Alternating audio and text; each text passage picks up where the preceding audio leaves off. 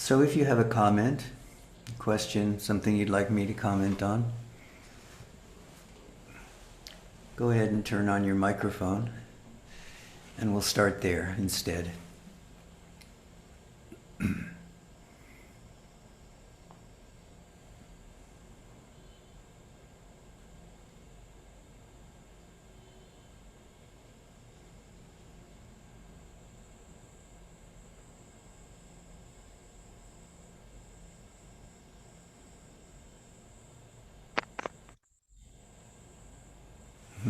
Hello, Hari Om, Hari Om.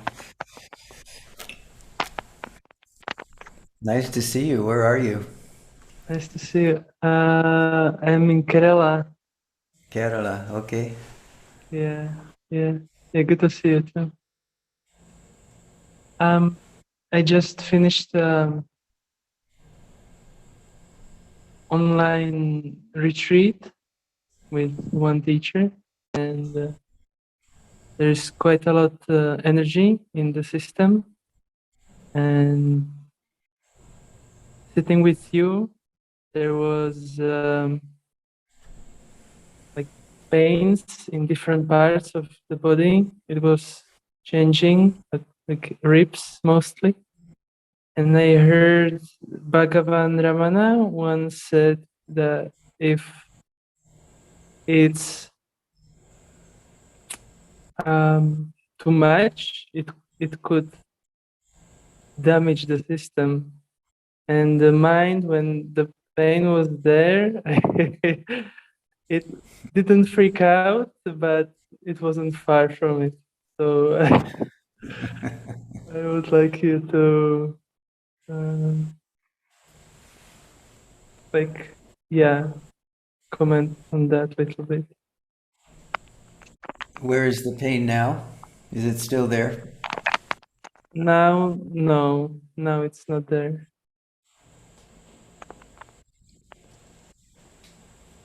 So this is the most important thing to notice, especially about pain, because as you pointed out, at a certain point the mind starts to freak out about pain.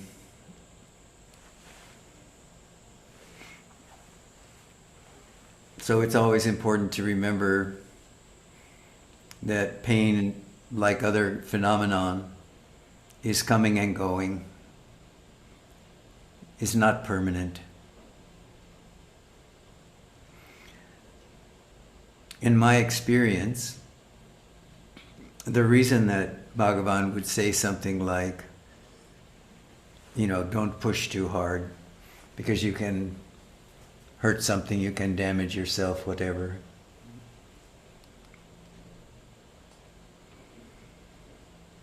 Is just to remind us in this particular way that we are already the self, being, consciousness, the awareness of being consciousness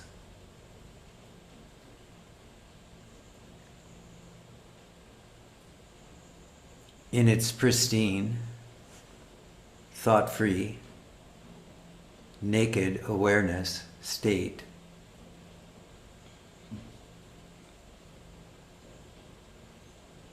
is also free of effort. In other words, it is sahaja, or the natural state.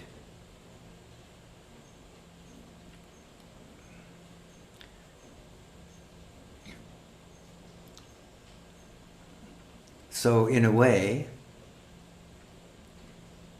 we can realize that if we are striving very hard, pushing the body hard, staying in the same position for long periods of time, and we're doing that in a very effortful way, this is not the same as simply being, is it? If we are simply being, the body stays relaxed, can remain comfortable, or it can remain there can be a non-awareness about whatever the sensations are in the body. This is true in the samadhi states and in the state of sahaja, the natural state.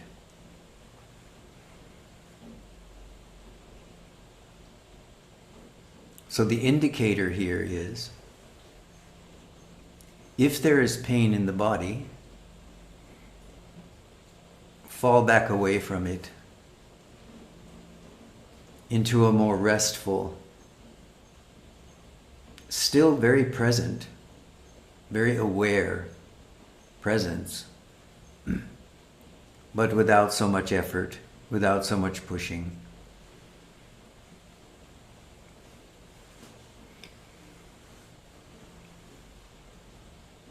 You can move, adjust your position, change something about what you are doing in that moment.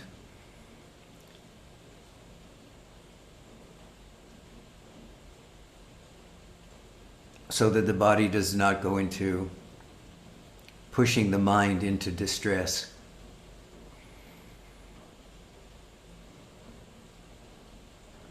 Of course, if you have a certain level of stability, a certain level of recognition,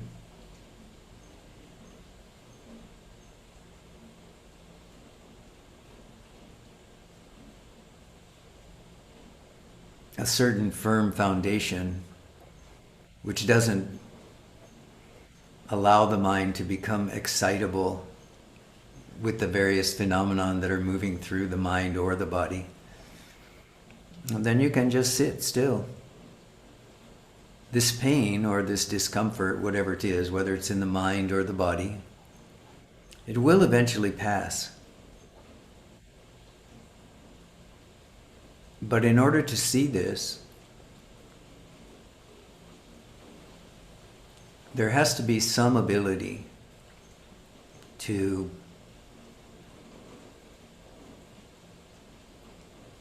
rest in the face of whatever the phenomenon are. So in this case, what you're talking about is pain. So if it can be remembered, understood, recognized in the moment that a pain is felt, that it is transitory, coming and going. It is not real. It is a sensation. To say that it is not real and to say that it is a sensation, these are not mutually exclusive at a certain level of understanding. One can understand very clearly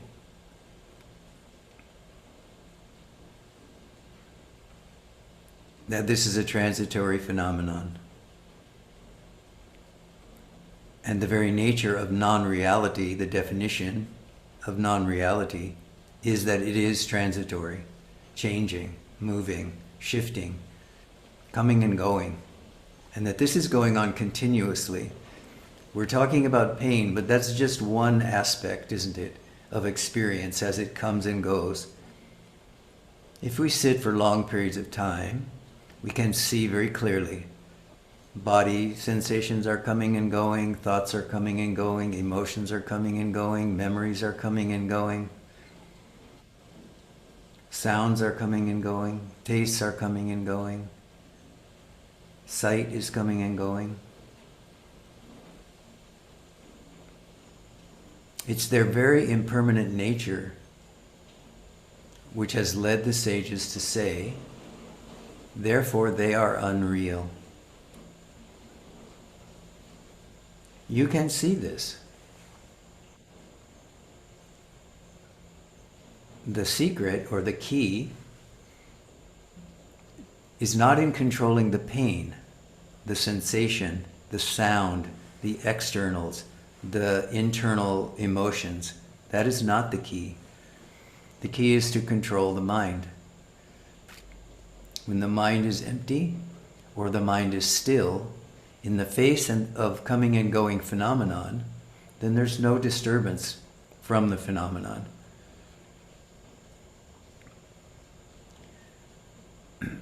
So you have to be the one who makes a decision in a given moment in your meditation, in your practice, whether what you need to do is give the body some relief and simply move to a more comfortable position, stand up, take a short walk and come back, in order to settle the mind by providing some outlet for the difficulty, or you have the presence of mind to remain unmoved by the pain, by the emotion, by the sensation. You have this capability. The question is it developed enough that you can sit through the pain?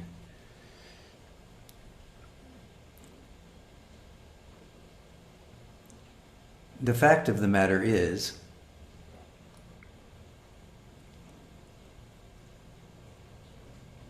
the self is completely free of this dance. So understand clearly that this is a dance of the mind.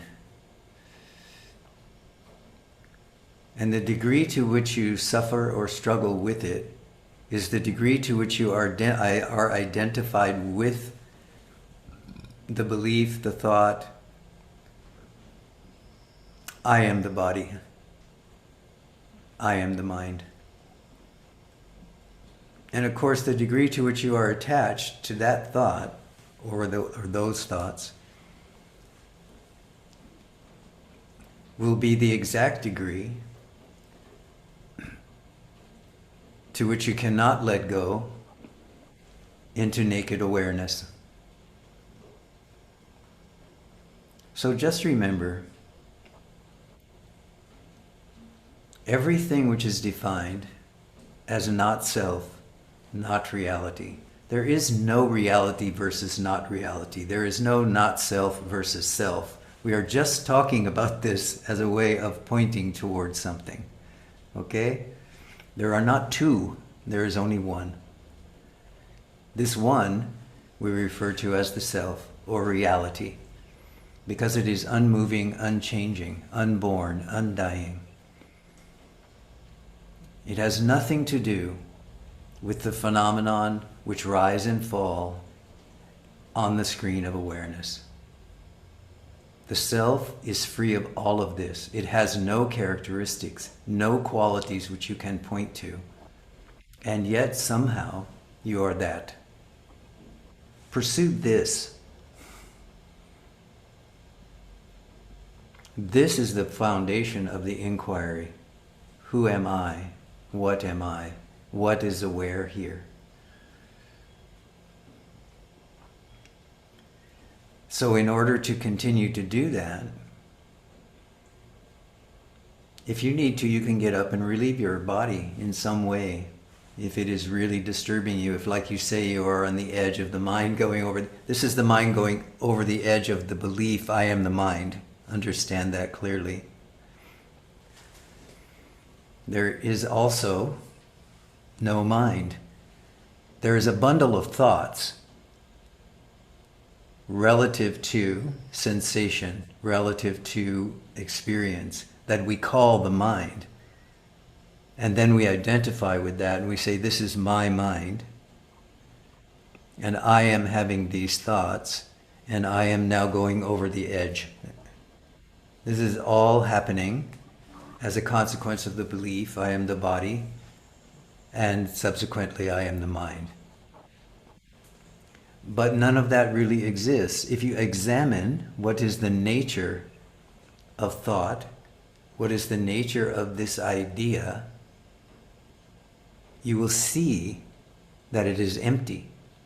If you look directly at the thought, I'm about to go over the edge, and you ask the question, what is aware here of this? Who is this I that's about to go over the edge? You will come to see that that thought is just a thought. It has no basis in reality, which is unmoving, unborn, undying. and untouched by the phenomenon that are rising and falling in the mind-body experience.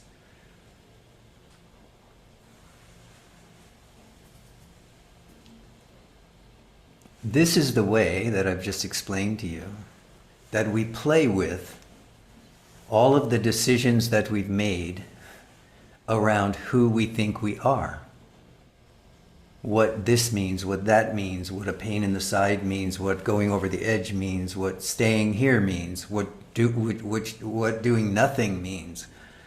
All of these are concepts and ideas which we have adopted, we have taken on as our own in the mind. And at some point, in the stillness of our own being, we will come to see the emptiness of that whole game, and then it will collapse. But until then, get up and go for a walk if the disturbance becomes too great. Or sit there and know this is the unreal. What is aware of this? And ask the question, is what is aware of this sensation, experience, and so on, is that truly moved by these perceptions in the mind? Or is it actually quite still and in some way is just observing? Even very difficult sensations, emotions, and so on. And somehow it's untouched. Once you begin to notice this, then it becomes possible to be still, silent, or move according to the spontaneous nature of awareness itself, which makes no decisions about anything, and yet somehow action happens.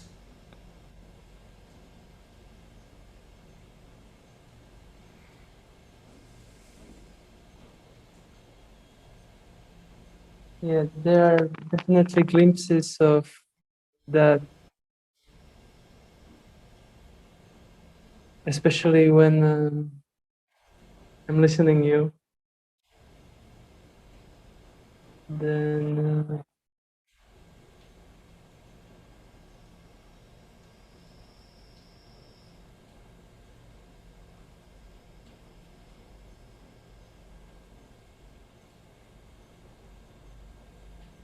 it's funny, one moment it's so obvious, there's no mind, there is just thoughts. It feels like recognition.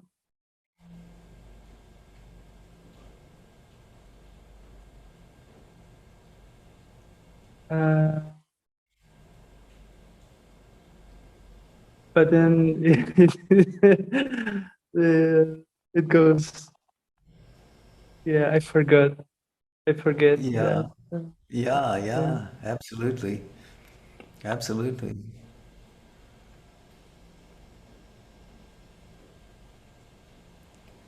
Even this dance, however, remember,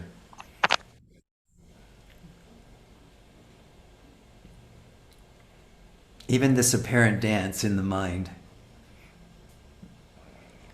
is happening in the mind.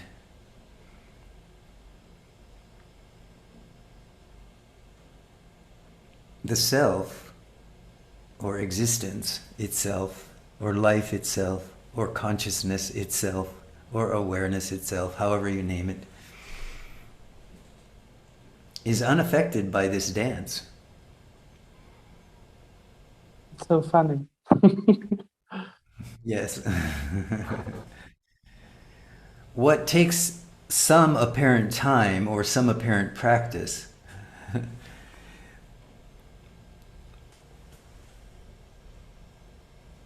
is to be firmly standing on that ground of being, so that at the very earliest moment of any movement in the mind, it is seen instantly.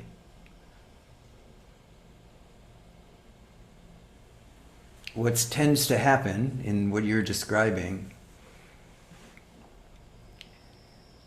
is that there seems to be these two periods, if you will, maybe it's a continuum, but two periods of time where there is stillness and motion of some sort, or there is clarity and non-clarity.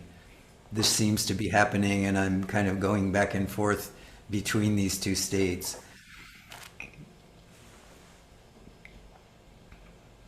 It's just a habit of the mind to identify with that kind of phenomenon. It's just a habit of the mind. So the reason that we sit, the reason we go on retreat, the reason we learn to sit for periods of time undisturbed in our own space is simply to learn that the witness, the watcher, the awareness itself is always there, no matter what the dance is. And so for some people, this takes some time. This can take 1 month, 2 months, 10 years, 20 years of observing until the light goes on and says, oh, yes, now I realize I've been watching all of this stuff all the time, but I've not looked for the watcher. This is what Bhagavan Ramana is requesting we do when he says return to the source. He's saying don't watch the phenomenon. Don't watch that at this moment you are in clarity and in that moment you are in what seems to be unclarity. This moment you feel free, this moment you are not free at all. This moment you are in love, and this moment you are distressed. He says, please don't watch those things. Or watch them, but don't give them meaning. You see, it is the mind which says, I'm going to leap off this cliff now. The pain is too great, now I'm going to leap off this cliff. This is the mind which says this. It's just a habit, right? This is why we call it conditioning. It's just a habit over one lifetime or many lifetimes to look at the phenomenon in the field of awareness and then give them meaning with the mind. The Buddha called this the capacity to suffer over our suffering.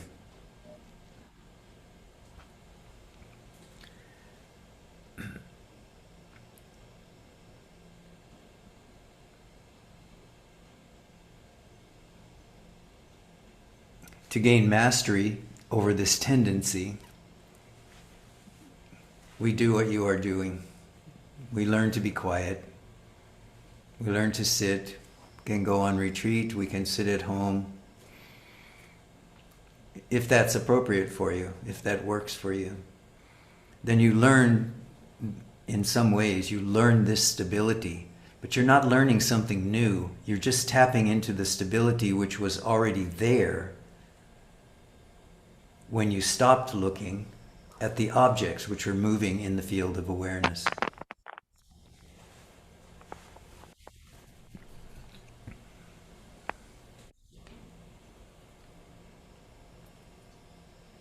Yeah, when there's this clarity, it really feels like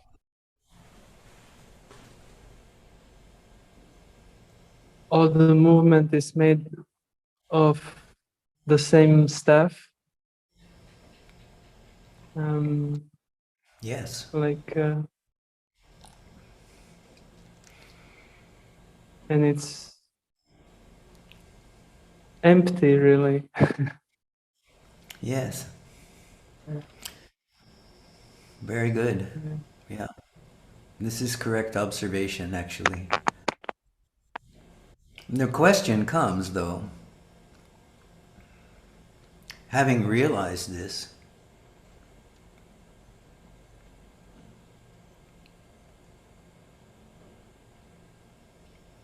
do you still feel an attraction to play in all that movement?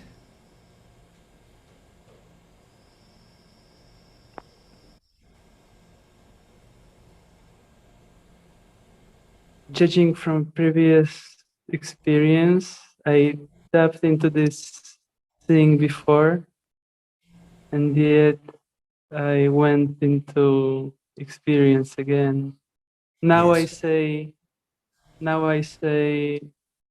of course not. Of course, I don't want to go back.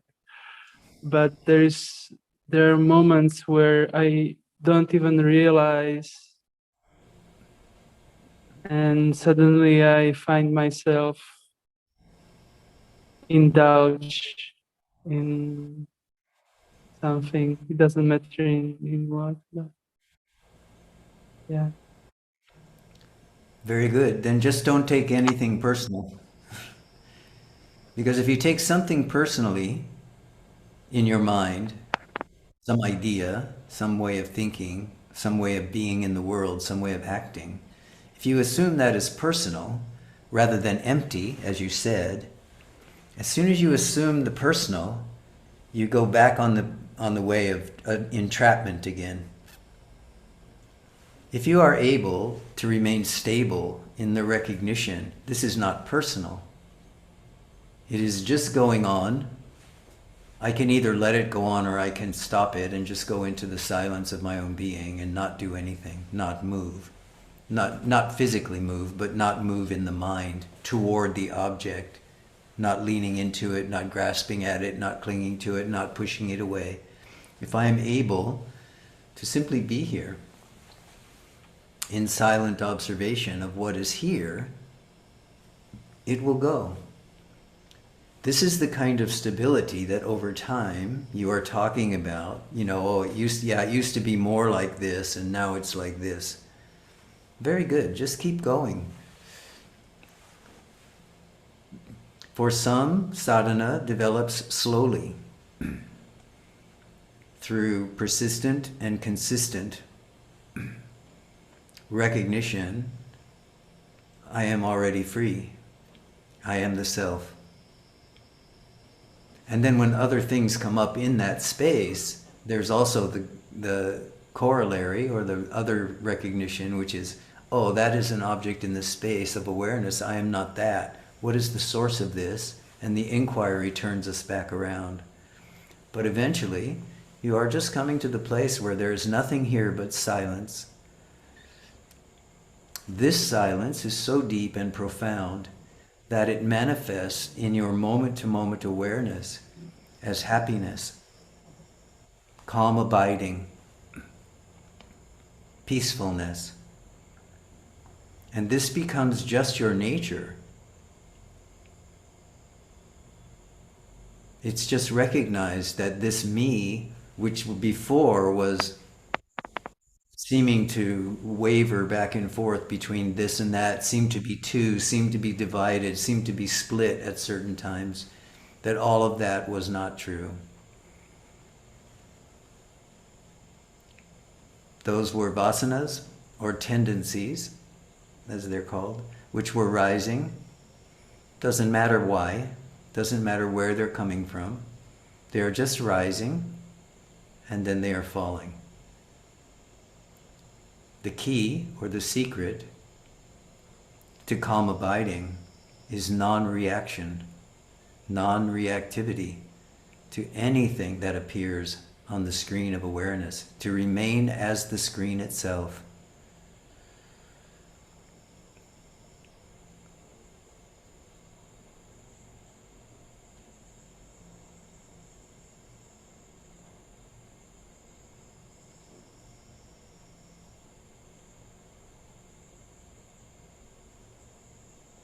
Letting everything come and go.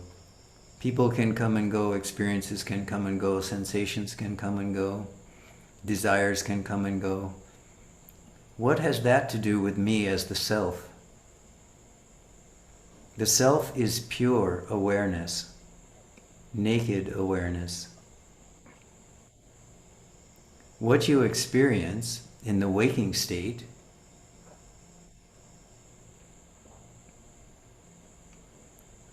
is a manifestation of mind. So in that regard, it's not to say it's bad, just know what it is. This is a manifestation of mind. If you know that, what is there to be afraid of?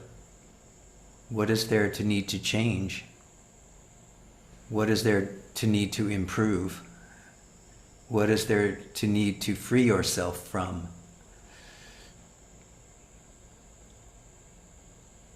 The awareness itself is already free. The fact that you can know anything at all, about anything at all, is an indicator of your already free awareness. Don't make it personal, whatever it is. This awareness is not personal. I've said this before, many of you have had this experience now. You can be here. There can be awareness here, in this moment, here, now, unrelated to the experience, I, me, or mine. If you completely and totally, in this moment, drop everything related to I, me, and mine, the experience is free awareness.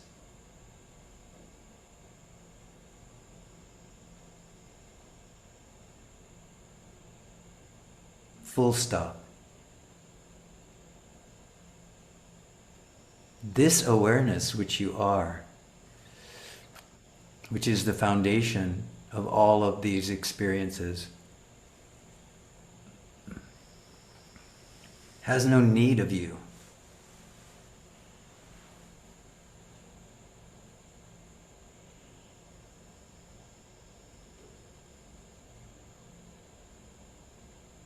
And yet, it is here, experiencing itself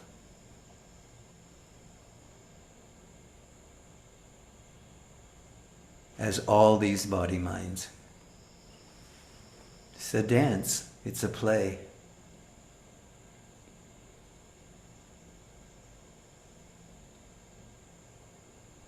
Freedom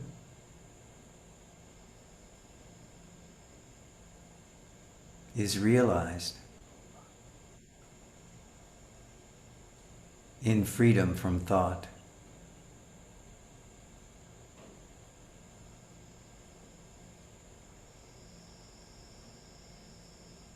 Freedom from identification with the body experience, with the mind.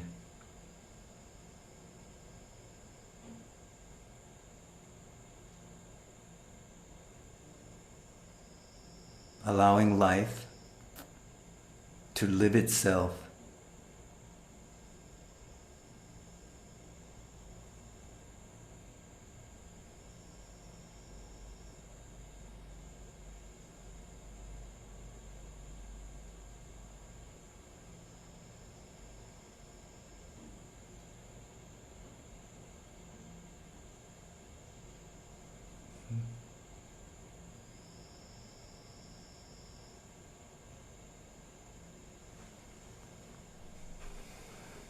That feels very helpful. Thank you. Very welcome.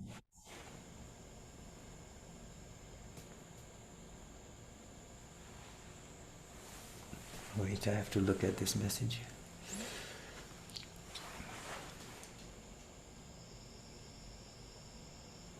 Yes, very good.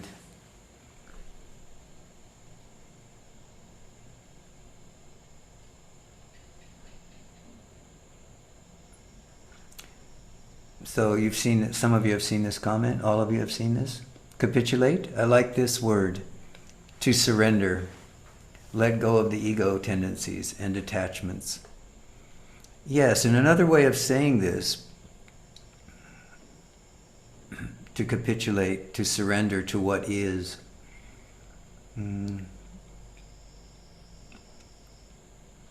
is to recognize that this is the path to understanding your already ever-present freedom.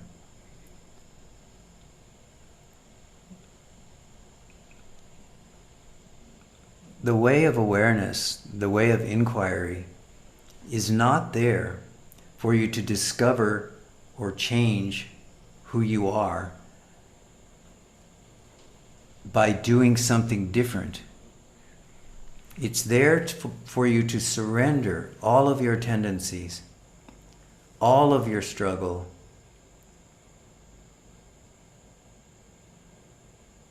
for what purpose?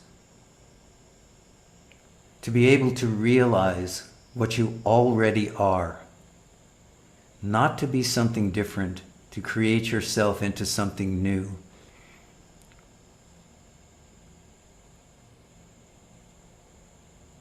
You are the heart of being already.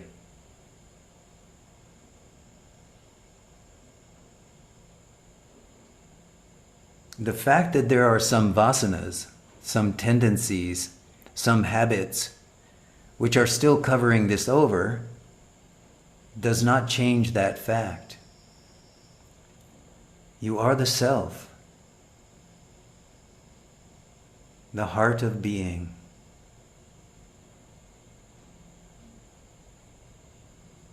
There is only the self.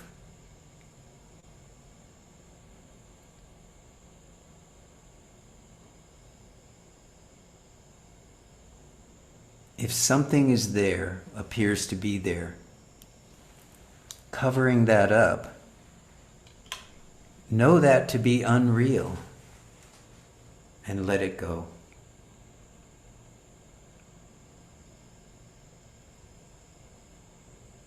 Surrender it.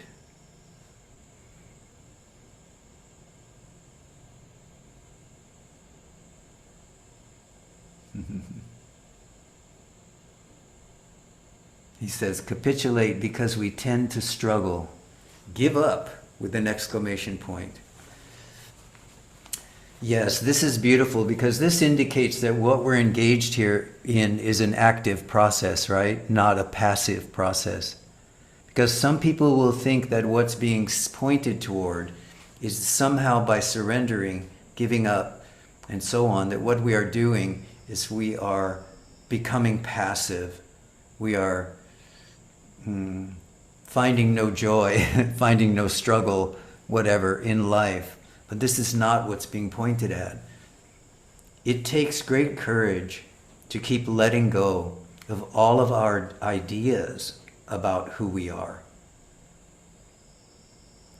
All of our tendencies that rise in different circumstances, under different conditions. It takes a great deal of courage and persistence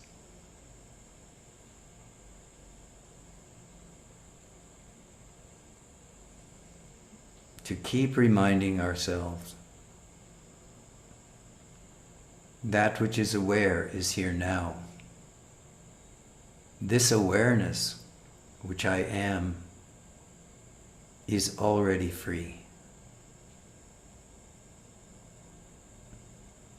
During the moments when we feel least free, when we are the most sure that we don't understand anything, when we are the most uncertain about what we are doing or what we know,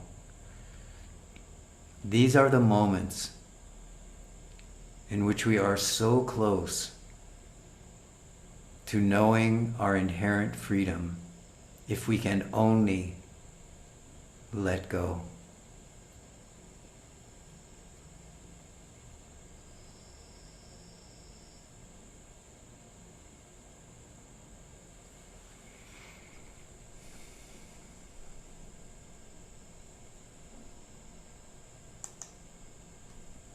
Realizing that I know nothing and that I no longer trust this mind to tell me what is true,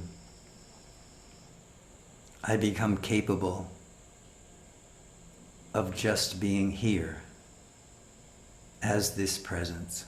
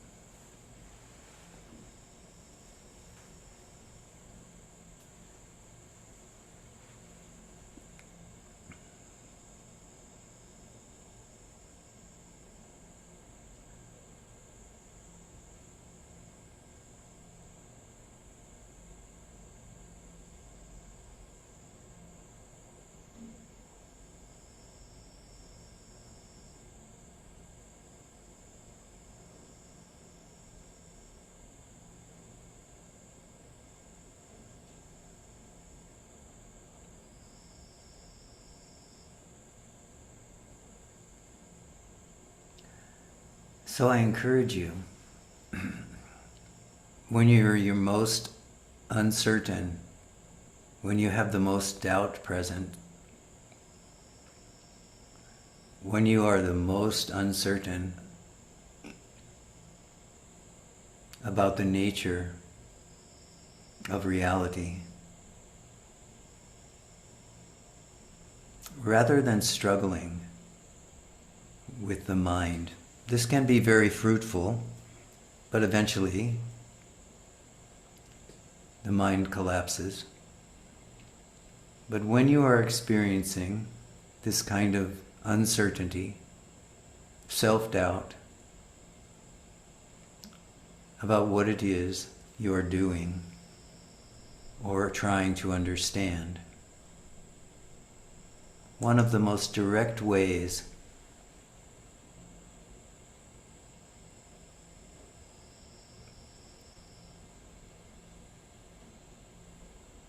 to penetrate through all of this uncertainty and self-doubt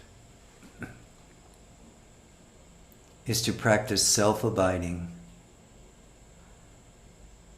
to know yourself as happiness,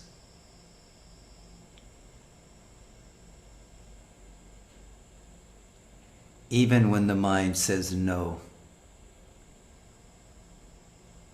Practice happiness.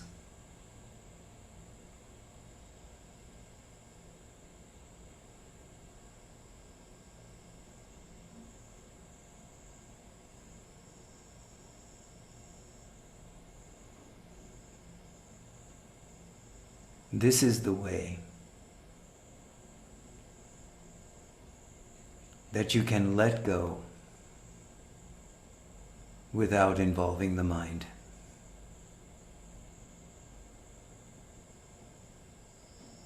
Strengthen your resolve to feel happiness.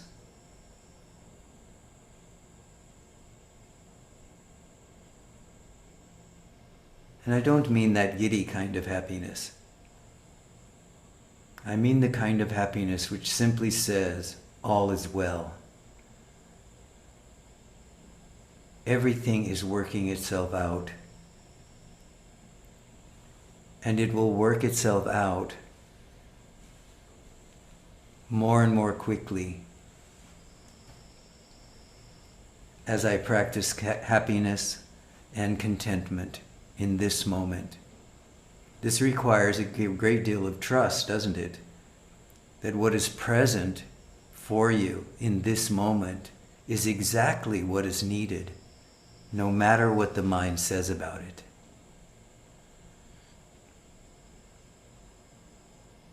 So if we are to bypass the mind, we have to stop listening to the mind.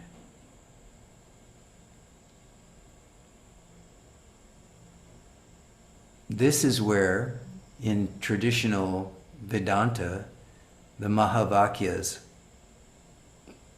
the pith sayings, come into play.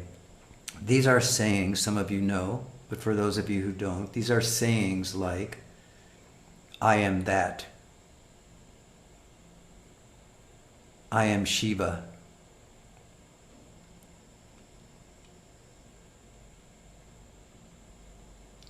These are the places that we hold the mind. These pith sayings are the places we hold the mind when the mind is trying to grasp at something which is not self.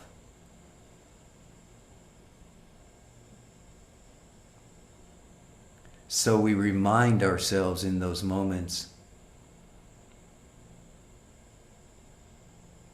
freedom alone is, the self alone is, I am that.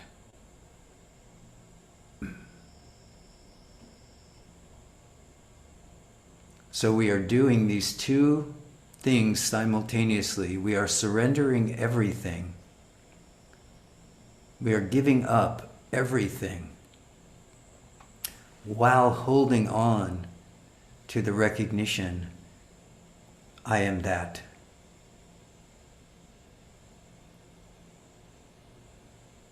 I am the self. All of this is empty, and yet I know I am.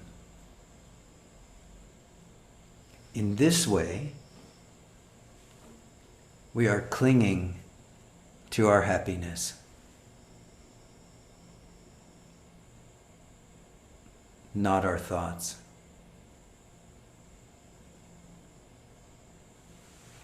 So remain peaceful,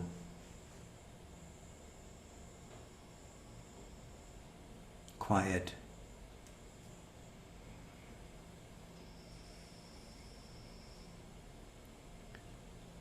Let yourself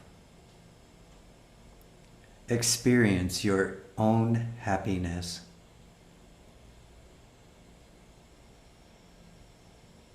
Whatever you experience in your life, the light coming in through the window in the morning, that first taste of your morning coffee or tea, the peacefulness of the forest, the love of a friend,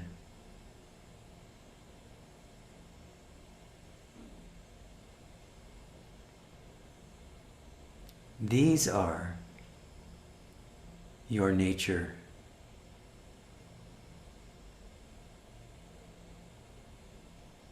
All of these objects in your experience are only pointing you back to understand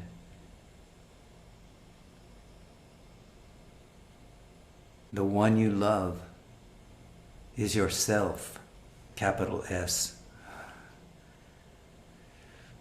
The happiness that seems to be tied to an object, that cup of coffee, whatever, is just there within you. The object makes it possible for you to experience what is already there. As soon as you stop seeking happiness in objects, you start to see that the happiness resides in you. The love resides in you. The compassion resides in you. That your experiences, the others in your life who bring these qualities out in you, they are just a mirror being held up so that you can see your already present happiness, your already present love, your already present awakened being.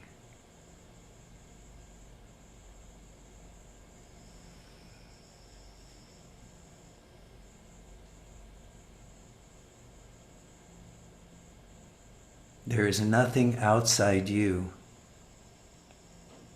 which you can experience without knowing first its presence in you. Though sometimes you have to have the experience out here in order to realize that the origin, the beginning, the source of the experience is in the heart of being,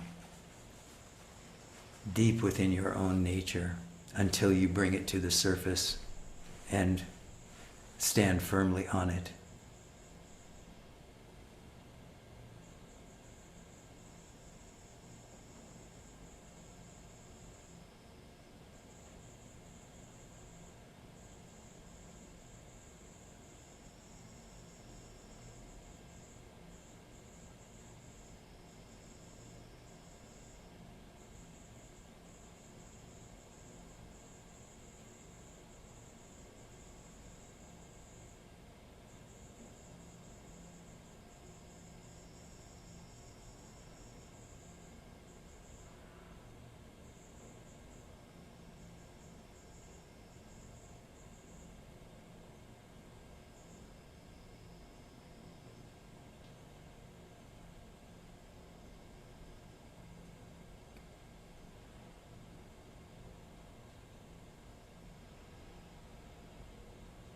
Remember always,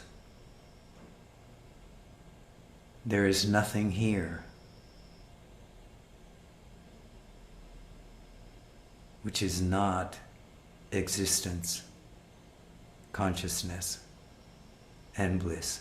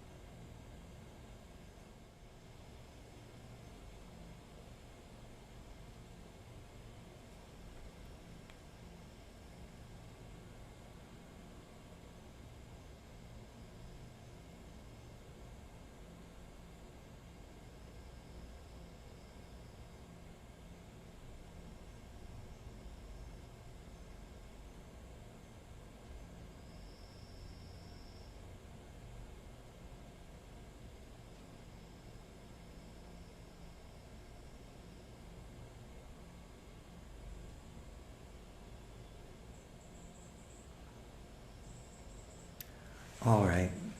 I wish you all a good day, a good evening.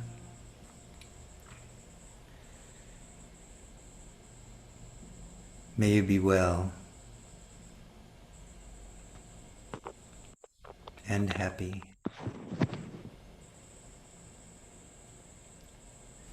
Know that I love you and I keep you in my heart always.